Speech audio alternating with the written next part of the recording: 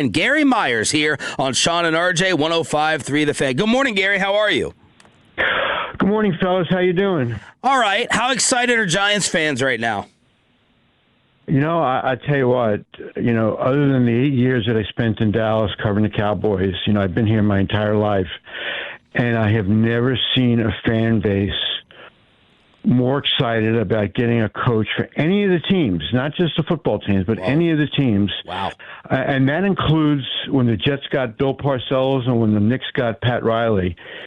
And the fact that it, was over like a 10-day period, and there were some ups and downs and lots of meetings and phone calls, and it's been unbelievable. And a lot of that has to do with the fact that the Giants have won a total of 7 games over the last 2 years, and Harbaugh comes here with a lot of credibility. Gary, a lot of times when these coaches want to be the GM as well or in charge of personnel, it does not work out. Weigh that with the way things have been running in New York. Because as Cowboys fans and as the Cowboys station, we're hoping that John Harbaugh is overextending himself too much, trying to be Ozzie Newsome and Eric DeCosta. Well, I think to a certain extent that's a little bit overblown. They do have a general manager here, Joe Schoen, who obviously is neutered, not going to done a great job because they haven't won a lot of games. But they do have a pretty good core foundation of young players. I think Harbaugh will be, and there was a lot of pushback from a lot of the parties there yesterday. I was at the press conference about this whole, supposed new setup. I think it's going to be, a collaboration, and Shane works on this year round with his staff. I think John will have a very strong voice in personnel, be it free agency or the draft or the roster, but he's not running the scouting department, and he's going to lean heavily on all these people that do it year round. So I don't think he's going to be overextending himself, and maybe it's gotten misplayed a little bit around the country. But I think he's getting $20 million a year, and he's been a head coach in the NFL for 18 years and won a Super Bowl, and the Giants haven't done well for pretty much 15 years. So you want a guy like this, having input. I mean, that's why they prioritized getting him from the moment he was available, and but I just don't think it's a situation where he's going to be running everything. He's concentrating on coaching the team, and he's done a lot of work on the draft in years in Baltimore. I can tell you this quick story that the day after every season ended in Baltimore, he would go to Ozzie Newsome and he said, give me the names and the tapes of the top 100 players in the draft. And he would start grinding on that the day after the season. And they would say, John, take a week off. And they go, no, I want to get started. And he'd finish that in about a month, and he'd go to Ozzie, give me the top 50 players in free agency, and give me the tape on that. And he'd start studying them. So I just don't think it's going to be all that different than he was experienced in Baltimore, except for this. If there's a disagreement on who's the 5th pick in the draft, and Joe Schoen, the scouting department, one guy, and Harbaugh wants another, the tie is going to go to Harbaugh. Gary Myers joining us here, 105.3 The Fan. Would it surprise you if Shane is still employed with the team in 2 years? Well, I think if the Giants were going to if they were set on making a change, they would have done it now and brought in one of Harbaugh's guys, which is what a lot of us thought was going to happen. But they really hit it off during the interview process. And, in a strange way, guys, I think this is the best thing that's happened to Shane, because now it puts the focus on Harbaugh. And if the Giants screw up the 5th pick in the draft, like they did with Evan Neal a few years ago with the 7th pick, the fault is going to lie with Harbaugh, because he's got to sign off on every player that comes into the building. Is going to be his ultimate responsibility. So in a way that it kind of helps Shane just go do your job, and the focus will be on the head coach. But whether he's here in 2 years, it depends on results. And he's going into the last year of his contract, which is unusual for a coach or a general manager. And there's been a lot of speculation that after the draft, the Giants will make a decision whether to extend him, which people think they will, or maybe it's just for a year, or let him go, which I don't think is going to happen, because I do think that he and Harbaugh have developed, a pretty good relationship to this point, although they haven't really sat in an office yet and done what the job is all about. And maybe they won't get along. Maybe they'll have a different vision. But to this point, they were really playing nice yesterday. Gary, there's been obviously chatter about how they're going to fill the defensive coordinator vacancy there with the Giants. Mm-hmm. That's something that the Cowboys are looking for right now. So there's potentially some competitive areas where they're looking at. Rex Ryan's name has been floated out there. Jim Leonard is one that's been buzzed about potentially. How do you see them addressing that position?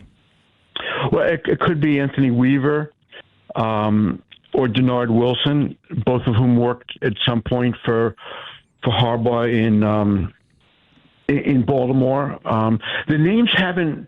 There's been no one name that we've been able to focus on. Offensively, Todd Monken. If he doesn't get the head coaching job in Cleveland, I would say he's a long shot at this point. I mean, that's a given. He'll be the offensive coordinator of the Giants. And I think that'll be a good hire for them. Defensively, and I was talking to a bunch of people yesterday, they really think it's kind of up in the air, and John has not made up his mind. But you tend to go with familiarity. You guys can pronounce that better than me. So I think, Weaver is a name to really keep an eye on, and Denard Wilson as well. And then, Jim Leonard is a former Raven. He played 1 year for Harbaugh in Baltimore in 2008 in John's first year there, and then he came to work for the Jets. I mean, to play for the Jets. Rex Ryan is a name that did come up yesterday. I heard that independently, and then apparently John said it in a radio interview. So I can tell you this. I know Rex has been calling John about it. Rex hasn't coached in the league in about 10 years. He's got a really good job at ESPN. But, his name came up in Dallas a few years ago. Rex told me he turned down that job in Dallas. I don't know if that was 2-3 years ago. That's not how I heard it at the time. I don't know how you guys heard it. We heard it the same. But you heard it the same as I did, right? Yeah. Rex, I was texting with Rex because I said, after the Cowboys fired Eberflus, I said, hey, why don't you get back with Shoddy in Dallas, because those guys, work together. With the Jets, they got to a couple of AFC Championship games with Shoddy's the offensive coordinator, and he texts me back. He goes, I turned down that job a couple of years ago. I don't remember what the time frame was, and I didn't want to write back to him. Rex, that's not exactly what I heard. But Rex, thinks he's the greatest defensive coach in the history of football. And everybody wants him for every job. And I do know this. I think that he does want to coach again, even as a coordinator. Mm-hmm. He interviewed for the Jets last year, which I think was more of a courtesy by Mike Tannenbaum than anything else. But I tell him I think he's crazy to want to coach again. He's got a cushy job making a lot of money. He works 2 days a week. I mean, that sounds pretty good to me. Gary Myers joining us from New York, Hall of Fame voter, formerly of the Dallas Morning News, and the book Brady versus Belichick. Do you think Bill Belichick has a legitimate shot at returning to the National Football League? I don't. I think if that was going to happen, it would have happened already. His first year, right after he got fired 2 years ago by Robert Kraft, he interviewed in Atlanta and Washington and didn't get either job. Last year, so it would have been November of 24, he contacted people. I think it was Tannenbaum. Tannenbaum, the former Jets general manager, was running the search for Woody Johnson. And, Tannenbaum worked for Belichick in Cleveland. And I think he reached out to Tannenbaum. I know he reached out to the Jets. I think it was Tannenbaum, and expressed interest in the Jets job. Now, you talk about somebody being desperate. He hates the Jets, and the Jets fans hate him. And for him to stoop to say, hey, would you guys be interested in me, it just shows the degree of how much Belichick really wants to coach in the NFL again. He's 15 victories from breaking the record of Don Shula for most for a head coach. You know how much he wants to win the Super Bowl to prove that he can do without Brady. And I don't know that Tannenbaum or whoever it was laughed at him specific like that, but I know the Jets got a chuckle out of that one. And about 2 weeks later is when he took the job in North Carolina because he knew nobody in the NFL was interested. And again, we're another year removed from that. I haven't heard his name anywhere. I mean, guys, there's 10 openings. Yeah. And you haven't heard Belichick's name in one of them, even as a rumor. So that tells you right there what if he wants to continue coaching again, he's going to have to continue at North Carolina because this will be the last coaching job he ever has. Gary, Brian Daboll's name has been floated in Buffalo, offensive coordinator Philadelphia. You covered him. Where do you think is the best fit for Daboll? You know, as soon as I heard that McDermott got fired the other day, I tweeted something like, how about a Daboll, Josh Allen reunion in Buffalo? And, I mean, I had no information at that point. I was just throwing it out there. And so I just saw that he's getting an interview. Does not surprise me at all. He does have a really good relationship with Josh Allen, and Josh developed a lot when Daboll was the offensive coordinator there. Now, Daboll was a head coach. He was not a good head coach for the Giants. You guys saw it twice a year when they played the Cowboys. I don't know that he beat them. And he is a good offensive coordinator. I just didn't think that he necessarily mastered the position of being a head coach of the whole team. Now, a lot of these guys improved the second time around. I mean, it does happen, but and maybe he's learned a lot in the 4 months since the Giants fired him, and he's maybe studied other coaches or whatever and got himself better prepared. If he gets that job, it's for one reason. It's because Josh Allen is pushing for him, and maybe that happens.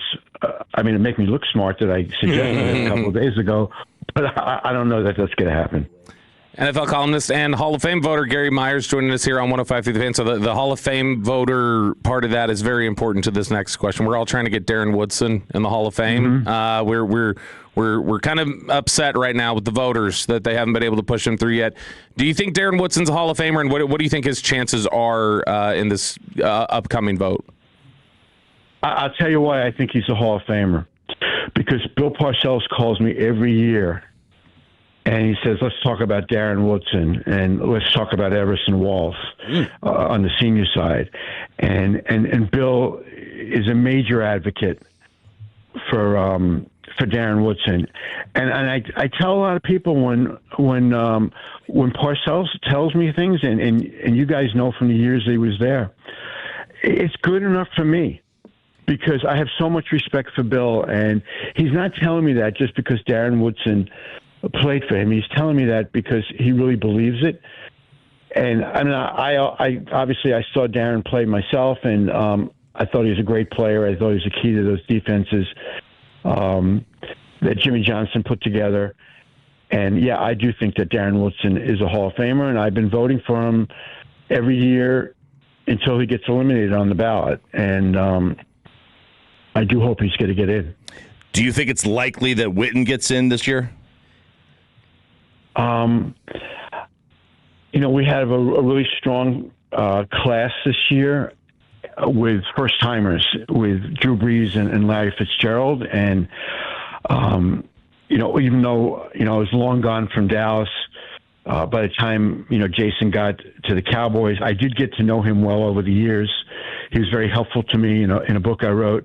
And he was just a great player. I do think he will get in. Whether he gets in the first year or not, you know, remains to be seen. But he's definitely.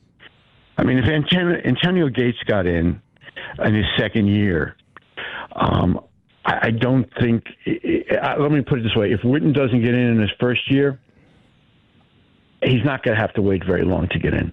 Gary, what is the biggest Hall of Fame fight that you've witnessed or been a part of, and what's the next big argument that you're anticipating? Well, that's an easy one for me because the most contentious, well, there's actually two of them. Most recently, it's been Eli Manning, who I am a big advocate for. Bye, Gary. Thank you for the time. Appreciate it. I mean, what do you guys want? He was a 2-time Super Bowl MVP. I know, I know he had a 500 record, but after 8 years before the Giants' personnel fell apart, he had 2 Super Bowl MVPs, and his record was 69-50. And then, they just didn't draft well. The general manager got fired. Odell Beckham talked his way out of town, and they didn't have much success. So, but I will say this: there's a lot of people that feel the way you guys do. And he didn't get in. What's your biggest complaint about him? Not good. He's not a good player. not a great player, and the championship runs weren't that impressive. That's basically all of his playoff wins, right? Come on. See, that's not fair.